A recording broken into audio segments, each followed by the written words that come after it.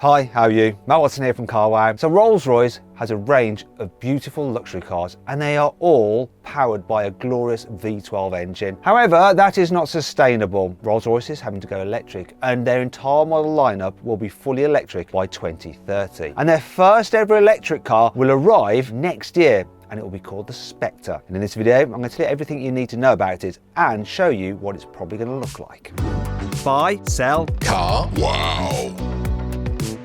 Back in 2011, Rolls-Royce flirted with an electric car. They built a prototype called the 102EX. For Rolls-Royce, EX stands for experimental and it's for their concept cars. The car was essentially a 2011 Phantom, but they took out the V12 engine at the front and they fitted some batteries in its place. And then at the rear, it appears they fitted 2 electric motors. Now, we can't be sure because Rolls-Royce didn't give full details on the car. They did say it was dual motor, but they didn't say the layout of it. Though the CGI does suggest that the electric car was rear-wheel drive like that generation of Phantom. Now combined, the electric motors put out 390 horsepower and the battery capacity was 71 kilowatt hours. Now both those numbers are quite low by today's electric car standards. The car obviously never went into production, it was just a test bed. Now this new car that they're building is far more advanced and it'll have a different layout. Rolls-Royce has released this teaser video of the forthcoming Spectre. Now if you look at it, you can see that it's not a 4-door like the Phantom, it's actually a 2-door like the Wraith. However, it's not based on the Wraith platform that's been converted to electric power. You see, the Wraith itself was actually based on an old BMW 7 Series platform from 2008. The Wraith has now gone off sale, so that platform is done. The new Spectre is actually based on the current Phantom platform, reason being that that platform was designed from the outset to be able to be converted to electric power. This is why Rolls-Royce itself says that the best way to think about the Spectre is like a Phantom coupe. In fact, they had a Phantom coupe from 2008 to 2016, which wasn't the Wraith. Rolls-Royce has also said that the Spectre will use that split headlight design similar to that used on the Phantom coupe, but obviously it can't just be a retro looking vehicle, it needs to look to the future as well, and that's why it's probably going to take some inspiration from the 103EX concept car from 2019. Now this is a mad looking thing, isn't it? But the shape of the roof and the door design could influence the Spectre. Now when you put these two elements together, that Phantom coupe and this 103EX, this is what I think that the forthcoming Spectre could actually look like. Now the design of this car isn't just about looking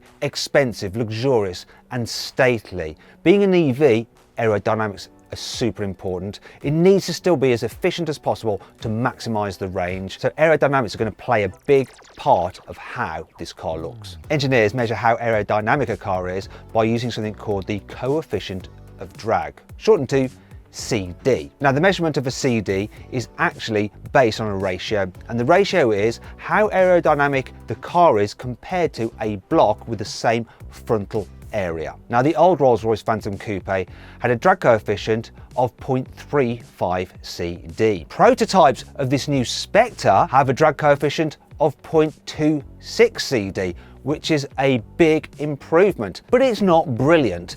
The most aerodynamic car currently on sale is the Mercedes EQS, which has a drag coefficient of 0.20 CD. Thing is, when you start designing cars to be as aerodynamic as possible, it really affects how cool they look. For instance, the EQS is nowhere near as good looking as its internal combustion engine equivalent, the S-Class. So if you think about the figure that Rolls-Royce is achieving with their car and the fact that it's still going to look beautiful, they've done a good job. It isn't just the overall shape that Rolls has worked on to make sure the car is as aerodynamic as possible. They've made tiny little changes all over the car. For instance, the Spirit of Ecstasy will be ever so slightly smaller than on previous Rolls-Royces.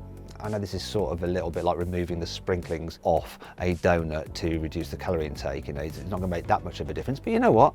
Every little helps. Now you might be thinking, why has an electric car got a grille? Well, Rolls-Royce's grille is famous. It's part of its brand identity, so it's not going to be losing that in a hurry. Now to also add a little bit of bling to it, they're very likely to make it illuminated, because illuminated grilles are quite a big thing over at BMW, which of course is Rolls-Royce's parent company. For instance, the i7 has an illuminated grille. The XM has an illuminated grille. So you can bet your life that they're going to use an illuminated grille on this new Rolls-Royce. Rolls-Royce won't just stop at borrowing some of BMW's bling, it's most likely going to use some of its propulsion system as well. It's done this before. The Phantom's V12 engine is based on a BMW engine, as is the gearbox. And at the moment, BMW is cranking out loads of EVs. The i4, the i7, and there's more to come. So it makes sense that some of this technology will also be used by Rolls-Royce. One of the most obvious things to share is the battery pack. So Rolls-Royce has said that the battery pack for the Spectre will weigh about 700 kilos. I don't know why they just didn't say what the capacity is rather than the weight. I mean, what's that all about? I did a little bit of an investigation on the weight of the i7 and compared it to the normal 7 Series. And based on maths,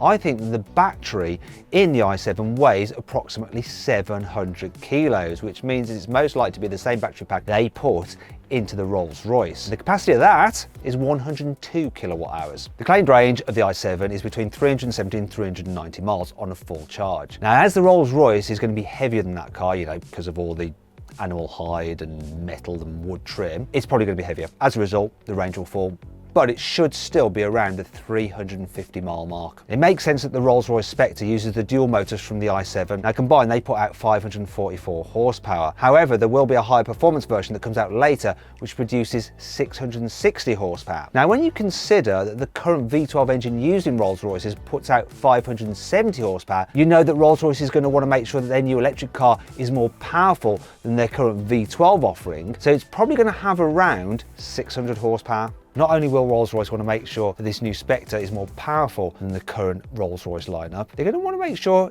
it's the quickest car they do. After all, electric cars are known for being quick. So if you take, for example, the current Phantom can do 0 to 60 in 4.8 seconds, it's going to have to be quicker than that. So it's likely that Rolls-Royce will be looking for the car to do a 0 to 60 time of at least 4.5 seconds, perhaps even less. But do Rolls-Royce owners really care about 0 to 60 times? Well, no, not really. They do like performance, but they want effortless and relaxing performance. They want their cars to be quiet, and electric power is perfect for that. Also, a byproduct of making a car more slippery and aerodynamic, which you do for an electric car to make it more efficient, is that it reduces wind noise, makes it quieter. But Rolls-Royce are going beyond that. They've come up with a really clever way to make the Spectre super quiet. And it involves the battery. They're going to use that 700 kilogram pack to absorb noise from the tyres and the road.